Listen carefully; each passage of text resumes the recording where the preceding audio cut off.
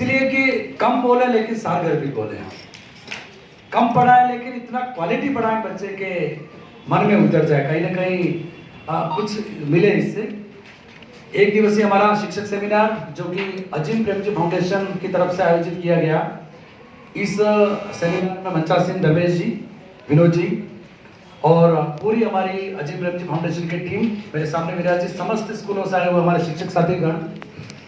चूंकि मेरी बहुत इच्छा थी कि मैं इस प्रोग्राम में दिन भर बैठूं, लेकिन मैं आपको सही बात बताऊं, यहाँ कलेक्ट्रेट, श्रीनाथ कॉलेज प्रोग्रामों में जोड़ रहा हूँ और कोशिश करता हूँ लंच टाइम में लंच के लिए घर जाऊँ, लेकिन मुझे सौभाग्य प्राप्त हुआ कि आपके साथ बैठ के यहाँ लंच हुआ। आप जिन टॉपिक्स के बारे में आप लोगों ने यहाँ सुना होगा, चर्चाएं की होगी, हर बार मैं बात यही कहता हूँ कि नॉलेज इज पावर, सुनते आ रहे हैं हम, लेकिन इसका अगला वर्जन है अप्लाइड नॉलेज इज पावर। जो कुछ सीखा हमने यदि उसका हम इम्प्लीमेंट करेंगे तो वो पावर है, नहीं तो कुछ खास मतलब वाली बात नहीं है। मैं कहूँगा ट्रेनिंग्स क्यों जरूरी है? ट्रेनिंग इसलिए जरूरी है कि कांच के ऊपर धूल है, हम साफ करेंगे, लेकिन हमारे ऊपर भी थोड़ी सी धूल हो सकती है। धूल मीन्स मैं कहना ये चाहता हूँ कि भगवान ने हमें इस टाइप का बनाया कि हम बहुत ज्यादा खुश नहीं रह सकते, बहुत ज्यादा टाइम तक हम दुखी नहीं रह सकते, हम सामान्य अवस्था में आ जाते हैं। इसी सामान्य अवस्था से थोड़ा सा मोटिवेशन चाहिए हमें।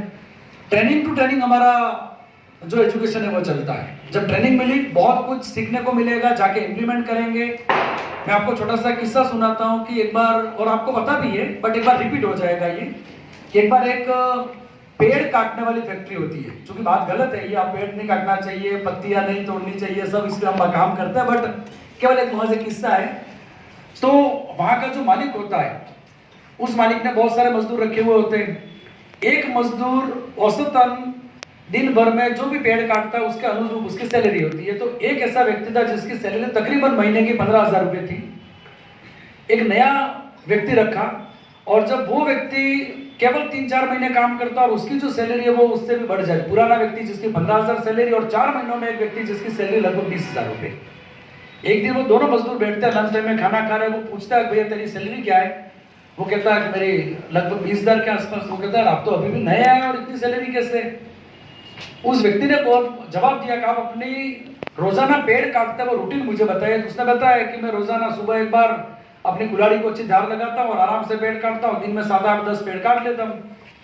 वो बंदा कहता है मेरी सैलरी ज्यादा, इसके पीछे राज है, मैं हर एक पेड़ काटने के बाद कुल्हाड़ी को धार देता हूँ और दिन में आराम से तुमसे डबल पेड़ काट देता हूँ। बात यह साथियों कि हम अपनी जो धार है वो धार हमारी तेज होनी चाहिए। ऐसा कुछ भी नहीं है कि मेरा थोड़ा एज हो रही है, मेरा थोड़ा टाइम हो गया है, मैं इतने सालों से जॉब में हूं, क्या करूं, कुछ भी नहीं।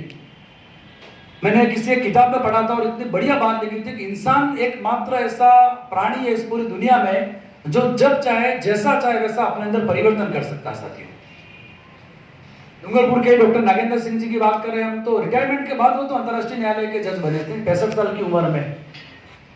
तो जब रिटायरमेंट के बाद व्यक्ति बड़ा काम करता है, जॉर्ज बर्नार्ड शॉ नाम सुना होगा आपने, लेखक जो बड़े काफी मशहूर लेखक हुए, उनको पता चला कि यार मुझे पेड़ पे चढ़ने नहीं आता है। 70 साल की उम्र में उनको पता चला कि यार मैं कभी पेड़ के ऊपर नहीं चढ़ा। पेड़ पे चढ़ गए, नीचे गिरे, हड्डियां टूटी, लेकिन 70 साल की उम्र में भी हौसला हिम्मत की उन्होंने कि यार मैं पेड़ पे चढ़ना कभी सीखा ही नहीं, अभी सीख सकता हूँ। और यही उदाहरण हमारे हुआ। मैं फलो सीनियर स्कूल में जब था, वहां हमारे प्रिंसिपल साहब थे भगत सिंह जी राठौड़ साहब, वो भी कभी पेड़ के ऊपर नहीं चढ़े। उन्होंने देखा मैं भी पेड़ के ऊपर चढ़ता, वो भी गिरे और उनका भी हाथ टूटा। तो मतलब ये है कि जब ऐसे हम किस्से सुनते पढ़ते हैं तो हमारे अंदर एक एनर्जी आ जाती है कि yes I can do it, और वो मैं ये कर सकता हूँ करके जब हमारे इस तरह से सब कई 50 उदाहरण भरे पड़े। उदाहरण मीन्स